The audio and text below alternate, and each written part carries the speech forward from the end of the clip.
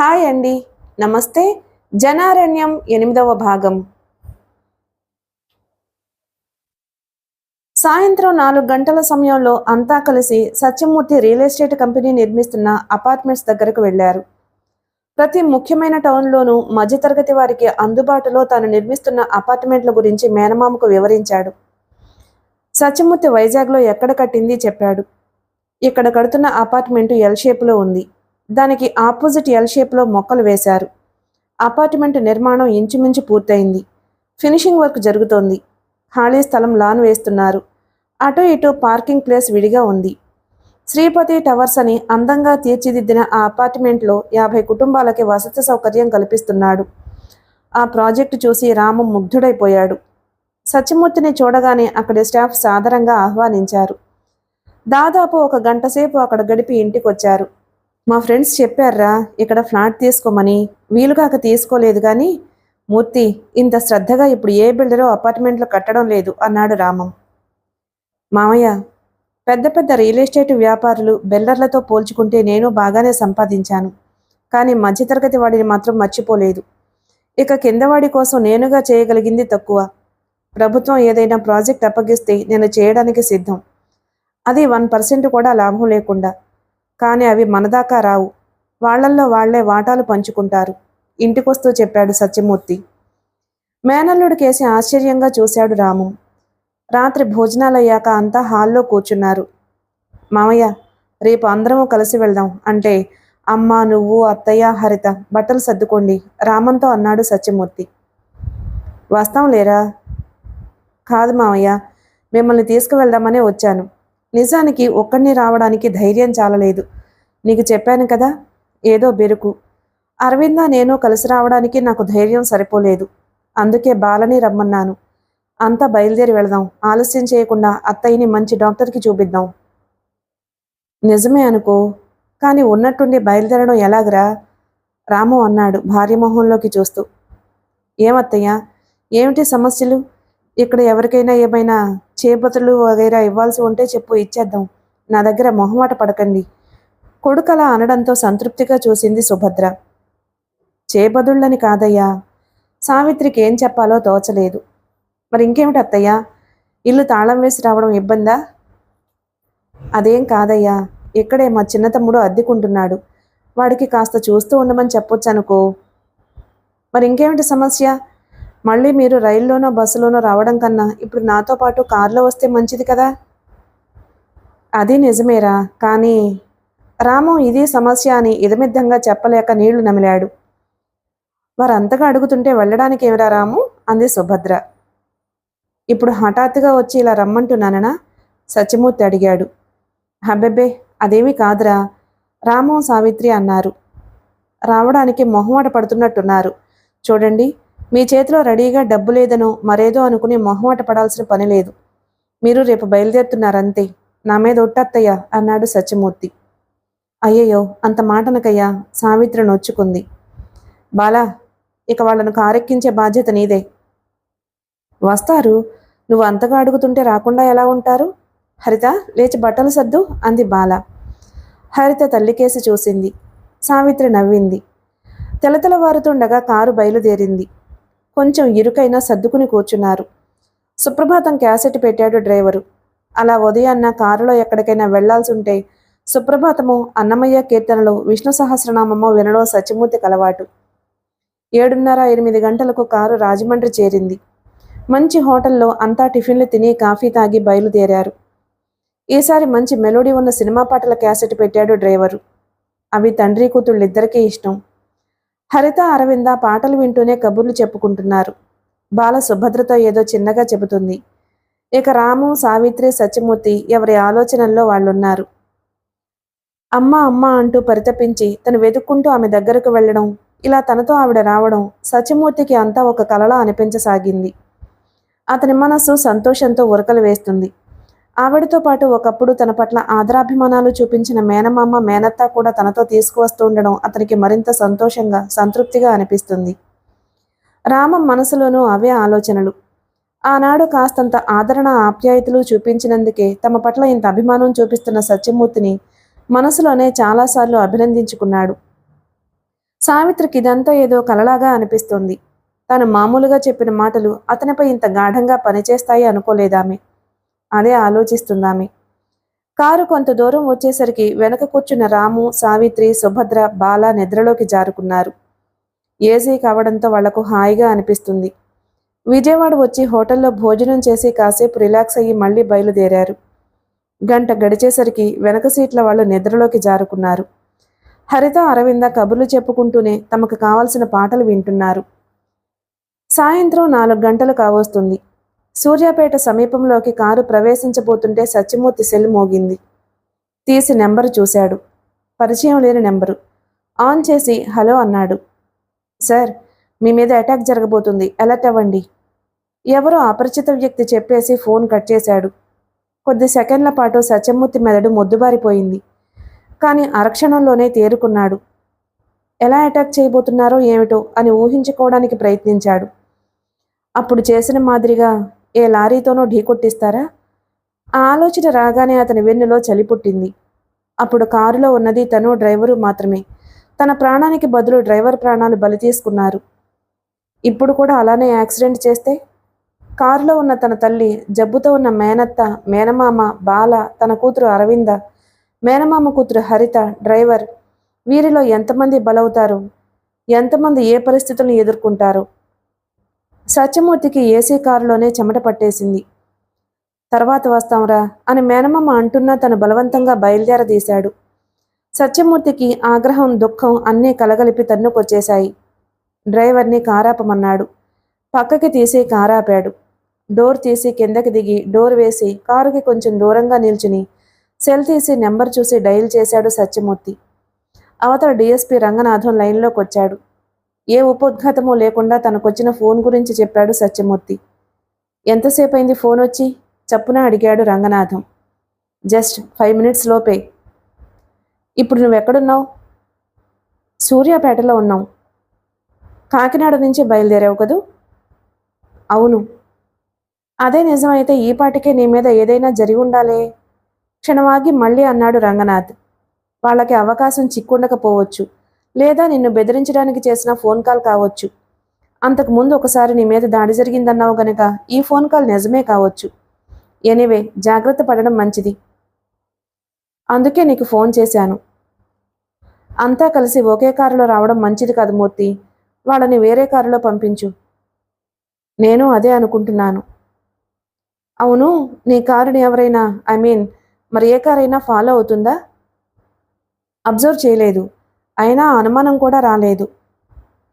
పోనీ ఇప్పుడు నీ కారు ఆగుందా? ఉంటే నీ కారుకి దూరంగా మరే కారైనా ఆగుందా? 1 minute అంటూ వెనక్కి పరిశీలనగా చూశాడు సత్యమూర్తి.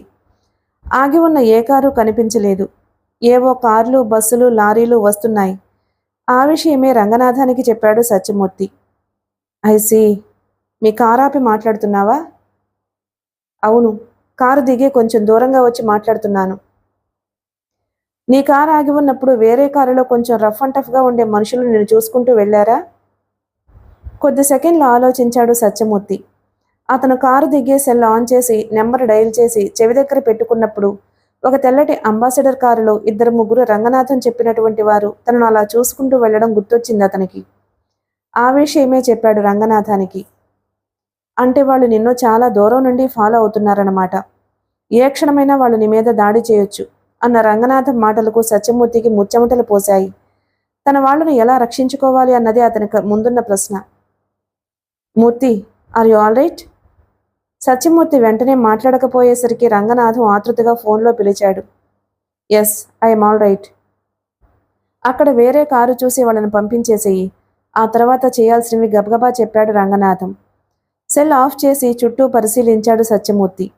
అదృష్టవశాత్తు ముందుగానే ఒక ట్రావెల్ ఏజెన్సీ కనిపించింది. కారు దగ్గరకు వచ్చాడు. కారు లోపలికి తలపెట్టి, అరవిందా, ఇప్పుడే డాక్టర్ అంకుల్ ఫోన్ చేశారమ్మా. ఈ వెనక ఊళ్ళోనే ఉన్నారట. ఆయన కారు ఫెయిల్ అయిందట. నేను వెళ్ళి అంకుల్ని తీసుకొస్తాను. మీరు వేరే కారులో వెళ్ళిపోండి అని చెప్పాడు. ఓకే డాడీ అంది అరవింద. డ్రైవర్ని ట్రావెల్ ఏజెన్సీకి పంపించాడు. 10 నిమిషాల్లో వేరే కారులో వాళ్ళు బయలుదేరారు. వాళ్ళు దూరంగా వెళ్ళాక డ్రైవర్ని పిలిచాడు సత్యమూర్తి. చూడు, మన కారు మీద అటాక్ చేయబోతున్నట్లు ఫోన్ వచ్చింది. అందుకే వాళ్ళని వేరే కారులో పంపించాను. నువ్వు పని చెయ్యి. కారు విండో గ్లాసెస్ అన్ని కిందకి దించేసి కారులో ఎవరున్నది బయట వాళ్లకు స్పష్టంగా కనిపించాలి. నువ్వు కారు తీసుకుని వెళ్ళిపో.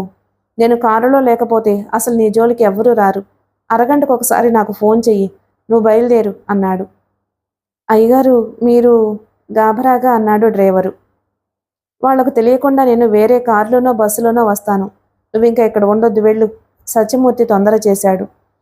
కానీ మూర్తిని అలా వదిలి వెళ్లడం డ్రైవర్కి ఏమాత్రమూ ఇష్టం లేదు. అయితే యజమానిగా అతను చెప్పింది చేయడం తప్ప వేరే మార్గమూ అతనికి కనిపించలేదు. డ్రైవర్ కారు తీసుకుని వెళ్ళిపోయాడు. కొద్ది క్షణాలైన తరువాత నెమ్మదిగా బయలుదేరాడు సత్యమూర్తి నడుచుకుంటూ. ఎవరినో అడిగితే చెప్పారు, అరఫర్లాంగు దూరంలో బస్సు డిపో ఉందని. 5 నిమిషాల్లో అతను బస్సు డిపోకి చేరాడు. కొంచెం లోపలిగా ఉన్న బెంచి మీద కూర్చున్నాడు. తన కోసం అక్కడికి ఎవ్వరూ రారని అతనికి ఖచ్చితంగా తెలుసు. 10 నిమిషాలయ్యాక కూతురు అరవింద సెల్కి ఫోన్ చేశాడు సత్యమూర్తి. ఎప్పుడొస్తున్నావు? ఎక్కడున్నావు? డాక్టర్ అంకుల్ని కలిశావా అంటూ గలగలా మాట్లాడింది అరవింద. వాళ్ళు క్షేమంగా ఉన్నారనుకున్నాడు. వాచి చూసుకున్నాడు. డ్రైవర్ వెళ్ళి పావుగంటయింది. సెకండ్లు నిమిషాల్లా గడుస్తున్నట్లు అనిపించింది అతనికి. మరోపక్క ఆందోళన. వాళ్ళు ఇంటికి క్షేమంగా చేరతారా అని వేధిస్తున్న ప్రశ్న. డ్రైవర్కు ఏం కాదు కదా అనే ఆదుర్ద. మళ్ళీ టైం చూశాడు. డ్రైవర్ బయలుదేరి అరగంట దాటింది. అతని దగ్గర నుంచి ఇంకా ఫోన్ రాలేదేమిటా అని కంగారు పడ్డాడు. మరో 10 నిమిషాలు గడిచాయి. సెల్ ఫోన్ రింగ్ అయింది. చప్పున తీసి చూశాడు. ఏదో ల్యాండ్లైన్ నెంబర్. హలో అన్నాడు. ఊపిరి పీల్చుకున్నాడు సత్యమూర్తి. చెప్పు రాము, ఏమిటి? సార్, ఇక్కడొక పల్లెటూళ్ళలో బడ్డీ హోటల్ దగ్గర మీకు ఫోన్ చేద్దామని కారు ఆపాను సార్. టీ తీసుకుని తాగుతుంటే మన కారుకి కొద్ది ముందరగా ఆపి ఉన్న అంబాసిడర్లోంచి 4 దిగి నా దగ్గరకు వచ్చారు సార్. ఈ కారులో ఉన్న వాళ్ళు ఏరియాని అడిగారు సార్. విజయవాడ నుంచి ఫోన్ వచ్చింది, అర్జెంటుగా విజయవాడ వెళ్ళిపోయారు అన్నాను సార్. మరి కారు తీసుకువెళ్ళలేదే అన్నారు సార్. రిపేర్ వచ్చిందన్నాను సార్. ఏ కారులో వెళ్ళారు? నెంబర్ చెప్పమన్నారు సార్. నోటికొచ్చిన నెంబర్ చెప్పాను సార్. ఆయనతో మాట్లాడడానికి వచ్చామంటూ అంబాసిడర్ కారు ఎక్కి వెనక్కి అంటే మీకోసమే బయలుదేరారు సార్. హడావిడిగా చెప్పాడు డ్రైవరు. సరే, వాళ్ళ అంబాసిడర్ కారు నెంబర్ చెప్పగలవా అడిగాడు సత్యమూర్తి. నోట్ చేశాను సార్, చెప్పనా సార్? ఒక్క నిమిషం. జేబులో కాగితం తీసి డ్రైవర్ చెప్పిన నెంబర్ నోట్ చేసుకున్నాడు సత్యమూర్తి. వెంటనే రంగనాథ్ సెల్కి చేసి అంబాసిడర్ కారు నెంబర్ చెప్పాడు. ఓ అరగంట పోయాక బస్సు ఎక్కి బయలుదేరాడు. సిటీలో బస్సు దిగగానే డ్రైవర్కి ఫోన్ చేస్తే కారు తెచ్చాడు. ఇంటికొచ్చేసరికి హాల్లో అంతా రిలాక్స్గా కూర్చుని ఉన్నారు. తల్లిని స్వయంగా తీసుకొచ్చి ఇదమ్మా మన ఇల్లు అని చూపించాలనుకున్న తన ఆశ నెరవేరనందుకు కొంచెం బాధపడ్డాడు సత్యమూర్తి. కానీ ఈ టెన్షన్లో వాళ్ళు క్షేమంగా ఇల్లు చేరుకున్నందుకు అదే చాలనుకున్నాడు. సోఫాలో నిస్త్రాణగా కూర్చుండిపోయాడు. అతని పరిస్థితి బాల ఒక్కతే గమనించింది. అతనేదో టెన్షన్లో ఉన్నాడనుకుంది. వంటావిడితో చెప్పి స్ట్రాంగ్ టీ చేయించిచ్చింది. ముందు గ్లాసుడు మంచినీళ్లు గడగడా తాగేశాడు. తరువాత టీ తాగాక కాస్త మనసు కుదుటపడినట్లు అనిపించింది. కోడలు పేరుకు తగ్గట్టే మహాలక్ష్మిలా ఉందిరా. కాసేపయ్యాక తల్లి సుభద్ర అంది. భార్య ఫోటో కేసి చూశాడు సత్యమూర్తి. చిరునవ్వుతో ఉన్న ఆ ఫోటో వైపు ఎప్పుడు చూసినా తనని ఓదారుస్తున్నట్లే అనిపిస్తుంది అతనికి. ఈ ఇల్లు కట్టించావా, కట్టింది కొన్నావా మూర్తి అడిగాడు రామం. కట్టించాను మామయ్య. చాలా బావుందిరా అన్నాడు రామం. మంచి టేస్ట్తో కట్టుకున్నావోయ్, మెచ్చుకోలుగా అంది సావిత్రి. వీళ్ళేరి? అరవిందని హరితని ఉద్దేశించి అడిగాడు సత్యమూర్తి. గదిలో ఉన్నారు, నాన్ స్టాప్గా కబుర్లు చెప్పేసుకుంటున్నారు. 20 ఏళ్లకు కలుసుకున్న ఫ్రెండ్స్లా చెప్పింది సావిత్రి. 2 గంటలు పోయాక డిఎస్పీ రంగనాథం నుంచి ఫోన్ వచ్చింది సత్యమూర్తికి. అతను చెప్పిన నెంబర్ తాలూకు అంబాసిడర్ కారుని నందిగామలో పోలీసులు పట్టుకున్నారు. అందులో డ్రైవర్తో సహా 4గురిని అదుపులోకి తీసుకున్నారు.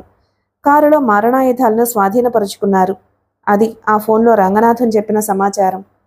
డాక్టర్ భార్గవరామ్ ఇంటిపైన ఏసీ రూంలో సత్యమూర్తి, డాక్టర్ భార్గవ్, డిఎస్పీ రంగనాథం కూర్చున్నారు. రాత్రి 8 గంటలవుతుంది. రంగనాథం తప్ప మిగిలిన 2 మందు తీసుకుంటున్నారు. మూర్తి, నేను ఇంతకు ముందే చెప్పాను, సంపాదించింది చాలురా, ఈ బిజినెస్ వదిలేయి ఆందోళనగా అన్నాడు భార్గవరామ్.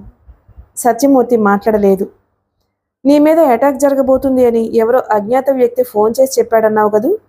రంగనాథం అడిగాడు జీడి పలుకులు నోట్లో వేసుకుంటూ.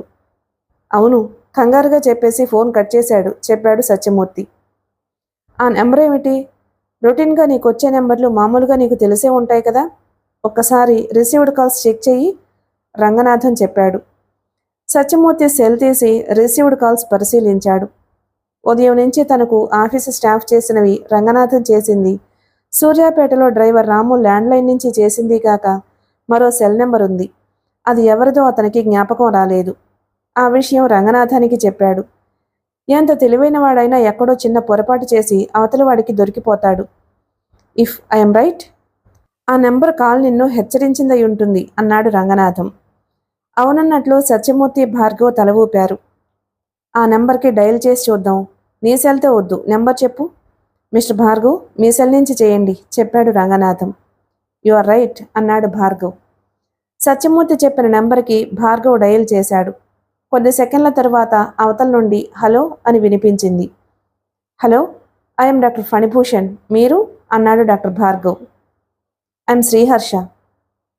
నా సెల్కి మిస్డ్ కాల్ వస్తేను. నోనో, నేనేం రింగ్ చేయలేదే. It's all right. Phone cut చేశాడు భార్గవ్.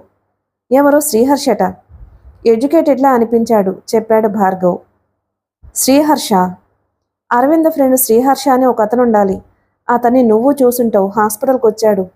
కానీ అతను ఒకవేళ ఆ పేరు గలవాడు ఎవరైనా అయ్యుండొచ్చు కదా. అయ్యుండొచ్చు, కాకపోవచ్చు. మీ అమ్మాయి సెల్లో ఆ నెంబర్ ఉంటే అతనే అని కన్ఫర్మ్ చేసుకోవచ్చు. కాకపోతే అతనెవరో ఫైండ్ అవుట్ చేయాలి. అతను ఎవరో తెలిస్తే అటాక్ చేయమని పురమాయించింది ఎవరో వగైరా విషయాలు బయటకొస్తాయి, రంగనాథం వివరించాడు. నువ్వు ఈ బిజినెస్ వదిలిపెట్టేస్తే నీ జోలికి ఎవ్వరూ రారు, తర్వాత నీ ఇష్టం, నిష్ఠూరంగా అన్నాడు భార్గవ్. ఎందుకైనా మంచిది. మఫ్టీలో నాకు 2 గార్డ్స్ని ఏర్పాటు చేస్తాను, జస్ట్ కొంతమేరకు రెసిస్టెన్స్కి. సిటీలో కూడా జాగ్రత్తగా ఉండు. సిటీ దాటి బయటకు వెళ్ళేటప్పుడు సాధ్యమైనంత మేరకు రాత్రిపూట వెళ్లకు, రంగనాథం సలహా ఇచ్చాడు. పగలు మర్డర్లు జరగవా? గంభీరంగానే అడిగాడు సత్యమూర్తి. జరుగుతున్నాయి, కాదనడం లేదు, జస్ట్ మన సంతృప్తి కోసం. ప్రపంచ అగ్రదేశంగా అనిపించుకున్న అమెరికా అధ్యక్షుని కాల్చి చంపారు, సాక్షాత్తు బాడీగార్డ్స్. మన ప్రధానమంత్రి ఇందిరాగాంధీని కూడా చంపారు. చుట్టూ 20-30 మంది అనుచరులు, అంగరక్షకులు ఉన్న మన ఎమ్మెల్యేలను నరికి చంపారు. ఎట్నుంచి ఎటు ఆలోచించినా మళ్లీ వెళ్లేది ఆ కర్మ సిద్ధాంతం దగ్గరికే. ఈ భూమి మీద నూకలున్నంతకాలం బ్రతుకుతాము. నా ప్రయత్నాలు, నా పనులు ఏవి ఆపను. నీ ప్రయత్నాలు నువ్వు చెయ్యి, సత్యమూర్తి మునుపు ఎన్నడూ లేనంత గంభీరంగా, దృఢంగా చెప్పాడు. ఆ సిల్లీ చేష్టలే వద్దంటున్నా, కసిరాడు భార్గవ్. నో మిస్టర్ భార్గవ, మనిషికి ఆ ధైర్యం ఉండాలి, ఆ కాన్ఫిడెన్స్ కూడా ఉండాలి. అలా కాకపోతే మనిషిని అసలు చావు కన్నా ముందే పిరికితనం మరీ చంపేస్తుంది అంటూ రంగనాథం లేచాడు. అసలు ఎవరికి నేను ఏ అపకారం చేశానని నన్ను చంపాలనుకుంటున్నారు? నా మానాన నేను బతుకుతున్నాను, చేతనైతే ఇతరులకి ఇంత సాయం చేస్తున్నాను అన్నాడు సత్యమూర్తి. ఒకళ్ళ అవినీతికి నువ్వు సహకరించకపోవడమే నువ్వు చేస్తున్న నేరం అన్నాడు రంగనాథం.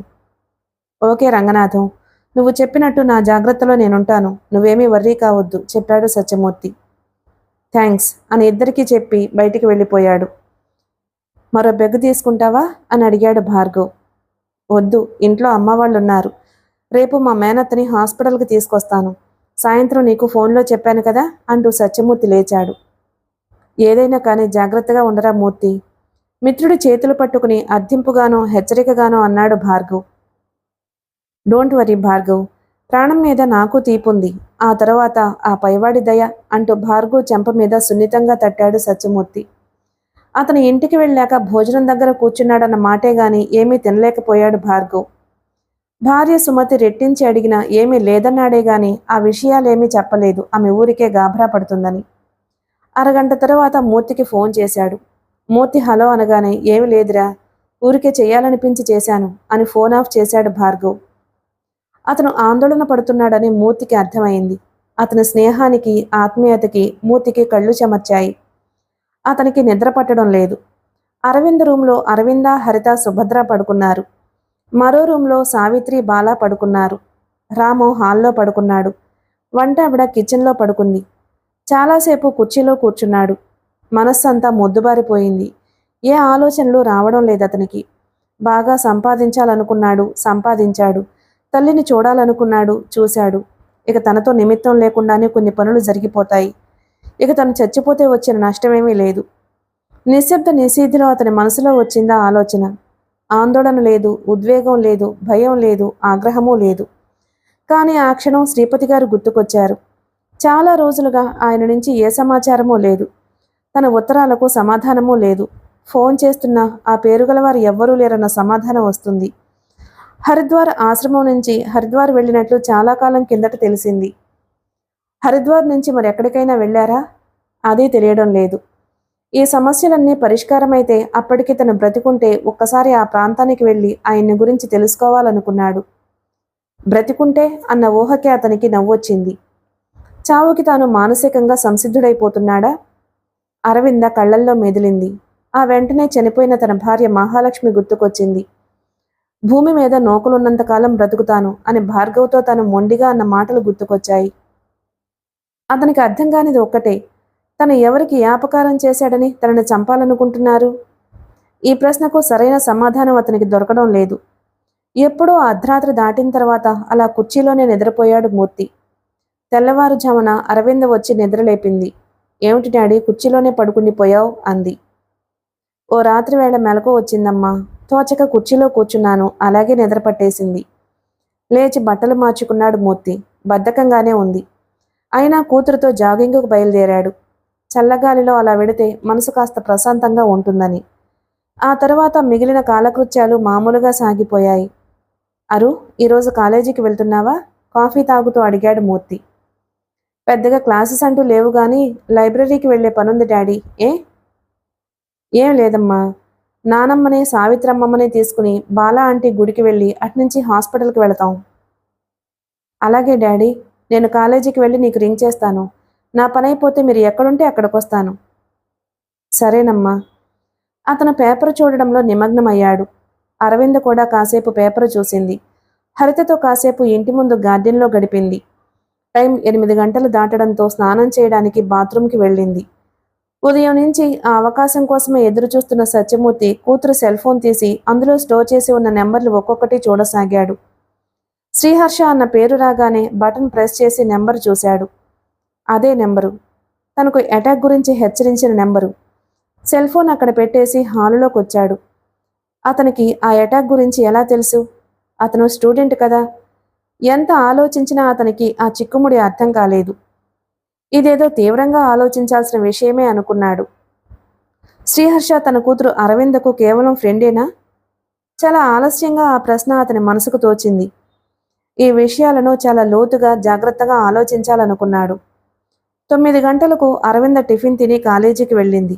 మరో అరగంటకి తల్లిని, మేనత్తని, మేనమామని, హరితని, బాలని తీసుకుని ఆచార్యుల వారి గుడికి బయలుదేరాడు సత్యమూర్తి. గుడిలో ఆచార్యులు గారికి తల్లిని, మేనమామ, మేనత్తను పరిచయం చేశాడు మూర్తి. ఆ గుడి, అక్కడి ప్రశాంతత సుభద్రకి చాలా బాగా నచ్చాయి. వాళ్ళని కూర్చోపెట్టి స్వామికి అభిషేకం చేశారాయన. ఆచార్యులు గారిని చూడగానే ఒక పరమయోగిని చూసినంత భావన కలిగింది వాళ్లకు. అంతా అయిన తరువాత సుభద్ర వినయంగా ఆచార్యులు గారితో అంది, బాబుగారు, నాదో చిన్న మనవి. ఏం లేదు, బాలని మా దగ్గరే ఉంచుకుంటాం. తమరు మనస్ఫూర్తిగా అనుమతిస్తే. ఆ మాటకి సత్యమూర్తి, బాల ఆశ్చర్యపోయారు.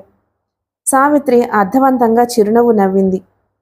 రామం, మంచి పని చేసావక్కయ్యా అన్నట్టు తలాడించాడు. ఆచార్యులు గారి ముఖంలో ఎలాంటి భావాలు వ్యక్తం కాలేదు. ఎప్పటిలాగానే ఆయన ముఖం ప్రసన్నంగా ఉంది. ఆయన ఏమనుకుంటాడో అని బాల కాస్త ఆందోళన పడింది. బాబుగారు, ఈ అభిప్రాయం ఈ ఉదయం నా మనసుకు తోచింది. ఎవ్వరికీ చెప్పలేదు, ఎవరితోనూ ఆలోచించలేదు. పెద్దలు మీ ముందు మాత్రమే ఉంచాను. సుభద్ర మళ్ళీ వినయంగా అంది. సంతోషమమ్మా, సంతోషం. నాకా వయసైపోతుంది. ఈ ముసలాళ్ళం ఎప్పుడు రాలిపోతామో తెలియదు. ఆ తర్వాత బాల పరిస్థితి ఏమిటా అని ఆందోళన పడుతున్న నాకు పరమేశ్వరుడు చక్కటి దారి చూపించాడు. కానీ అమ్మా అన్నాడే గాని ఆ క్షణం సత్యమూర్తికి ఏం మాట్లాడాలో తెలియలేదు. ఆంటీ, ఆందోళనగా అంది బాల. సుభద్ర అవేమీ పట్టించుకోలేదు. 2 రోజులుగా బాల, సత్యమూర్తి మసులుతున్న తీరు, బాలతో అరవింద చనువు చూసిందామె. అన్నం ఉడికిందో లేదో ఒక మెతుకు పట్టుకుని చూస్తే చాలు అనుకుందామె. దానికి తోడు బాలకున్న సంస్కారం, సభ్యత తనకు తెలియనివి కాదు. ఒక విధంగా ఇద్దరు విధివంచితులు. అందుకే ఆమె ఆ నిశ్చయానికి వచ్చింది. ఆచార్యులు గారు కానీ అని ఆగిపోవడంతో ఆమె కాస్త కలవెలపడింది. చెప్పండి బాబుగారు, ఏమిటి మీ అనుమానం అని అడిగింది. ఆచార్యులు గారు వెంటనే ఏమీ మాట్లాడలేదు. నడుంకి బిగించిన కండువాని సరిచేసుకున్నారు. ఒకసారి అందరి మొహంలోకి చూశారు. బాలను దగ్గరకు రమ్మన్నట్లు తల ఊపారు. నెమ్మదిగా వచ్చిందామె. ఆమె తల నిమురుతూ గంభీరంగా అన్నారు, సంతోషమమ్మా. బాల ఏ క్షణాల్లో మా ఇంటికొచ్చిందో గాని ఇంట్లో మహాలక్ష్మి నడయాడుతున్నట్లే ఉంటుంది. ఎంతో ప్రశాంతంగా అనిపిస్తుంది. బాల బంగారు తల్లి, బంగారం. అవును బాబుగారు, చిన్నప్పటి నుంచి నాకు తెలుసు. మహాలక్ష్మి లాంటి పిల్ల, ఆనందంగా అంది సుభద్ర. ఆ మహాలక్ష్మిని మీ ఇంటికి తీసుకువెళ్తానంటే, మీ ఇంటి ఉంచుకుంటానంటే ఏ బంధంతో పంపమంటావమ్మా? ఆచార్యులు గారు ప్రశాంతంగా ఒక్కొక్క మాట ఒత్తి పలుకుతూ అన్నారు. ఇంకా వేరే అనుబంధం ఏముంటుంది బాబుగారు? నా కోడలిగానే తీసుకువెళ్తాను, వెంటనే అంది సుభద్ర. అమ్మా, కంగారుగా ఏదో అనబోయాడు మూర్తి. మీ అమ్మ చెప్పింది బావుందిరా, ఇంక నువ్వేమీ మాట్లాడకు, మేనమామ రాము అన్నాడు. అది కాదు మావయ్య. అవునయ్యా మూర్తి, మీ అమ్మగారు మంచి నిర్ణయమే తీసుకున్నారు. నన్ను అడిగితే బహుశా అదే సలహా ఇచ్చుండేదాన్ని అంది సావిత్రి. ఇంక మూర్తి ఏమీ మాట్లాడలేకపోయాడు. బాలకేసి చూశాడు. ఆమె నిర్వికారంగా ఉంది. ఇప్పుడు నా మనసు ప్రశాంతంగా ఉందమ్మా. సముచితమైన నిర్ణయం తీసుకున్నారు మీరు. క్షణం పోయాక ఆచార్యులు గారు అన్నారు. సరే బాబుగారు, ఇక ఏం చేయాలో మీరే నిర్ణయించండి, సుభద్ర అంది. ఏం లేదమ్మా, మంచి రోజు చూసి చెబుతాను. ఆ పరమేశ్వరుడి సన్నిధిలో 4 అక్షింతలు వేద్దాం, దండలు మార్చుకుంటారు, ఆచార్యులు గారు అన్నారు. సుభద్ర ఆయనకి చేతులెత్తి నమస్కరించింది. అంతా అక్కడి నుండి బయలుదేరారు హాస్పిటల్కి. వాళ్ళు హాస్పిటల్కి వచ్చేసరికి వాళ్ల కోసమే ఎదురు చూస్తున్నట్లున్నాడు డాక్టర్ భార్గవ్. అందరినీ పరిచయం చేయడాలయ్యాక సావిత్రిని పరీక్షించాడు డాక్టర్ భార్గవ్.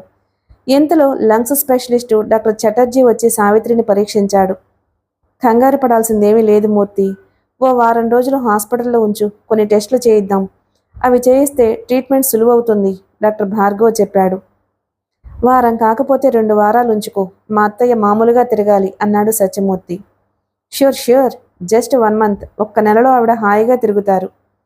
సిస్టర్ని పిలిచి సావిత్రిని రూంలోకి పంపించాడు భార్గవ్. రామన్ తటపటాయించాడు.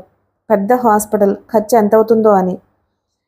భార్గవ్ రూంలోంచి బయటకొచ్చాక సత్యమూర్తితో అదే అన్నాడు. ఒరే మూర్తి, ఖర్చుకు వెనకాడే కాకినాడలో కూడా మంచి డాక్టర్ దగ్గరకు వెళ్ళలేకపోయాం. ఈ హాస్పిటల్ చూస్తే చాలా పెద్దదిగా ఉంది, పైగా ఏసీ రూమ్ ఇచ్చారు అని. మావయ్య, డాక్టర్ భార్గవ్ అంటే ముందుగా అత్తయ్యను పరీక్షించిన అతను నాకు మంచి ఫ్రెండు. అరవింద మన ఇంట్లో ఎలా ఉంటుందో వాళ్ళింట్లోనూ అంత చనువుగా ఉంటుంది. ఖర్చు గురించి నువ్వు మర్చిపో, అత్తయ్య హాయిగా ఉండడం ముఖ్యం. సత్యమూర్తి మేనమామతో అనునయంగా అన్నాడు. రామానికి ఇదంతా కలలా ఉంది, నమ్మశక్యంగా లేదు. మిగిలిన కథ తరువాయి భాగంలో విందాం. Please like and subscribe my channel. Thank you.